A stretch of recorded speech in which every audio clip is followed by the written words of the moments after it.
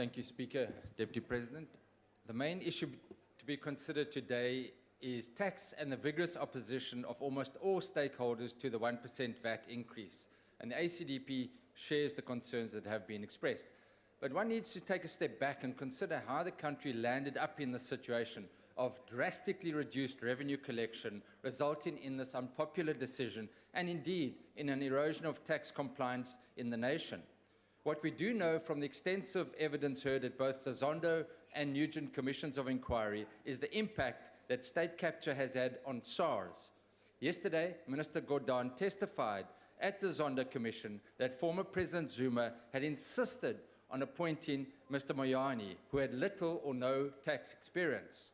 We know about the troubled relationship between Mr. Gordhan and Mr. Moyane. We also know that one of the very few, if not the only, purported prosecutions in terms of the PFMA was of Mr. Gordhan, after a complaint was laid by Mr. Moyane. This was clearly part of state capture and the attempts to capture national treasury, and was also dealt earlier today by Mr. Gordhan at the Zondo Commission. Judge Nugent, in his first interim report on SARS, indicates the dismal picture of SARS. SARS reeks, that's present tense, reeks of intrigue, fear, distrust, and suspicion. The trajectory of modernization that had been in the making for a decade was summarily stopped when the current commissioner, that was then on the 27th of September, Mr. Moyane, took office in 2014. And the systems degenerated as technology advanced. And in exasperation, many skilled professionals left.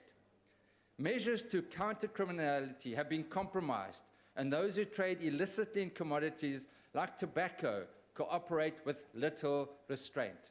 Now, I'm sure you'd agree with me that this is a disgraceful situation, and we as MPs need to accept responsibility as well in our oversight function. What we've seen as the result, under-collections have risen dramatically from 7.4 billion in 2014, when was one of the first years that we had an under-collection of tax, coincidentally when Mr. Moyane was appointed, to a staggering 49 billion in the last financial year of 2017-18. And this is projected to continue over the next 3 years, with shortfalls of 27.4 billion, 24.7 billion, and 33 billion, respectively, in the outgoing years. And this, of course, brings us to the VAT increase. As a result of that side, SARS not collecting sufficient tax, we now have to increase tax and increase VAT. The report says the committee recommended that the VAT increase has to be reluctantly accepted. Well, while the ACDP welcomes the increase in zero-rated items, we cannot agree to a VAT increase given what has happened at SARS over the years and how the majority party has allowed that to happen.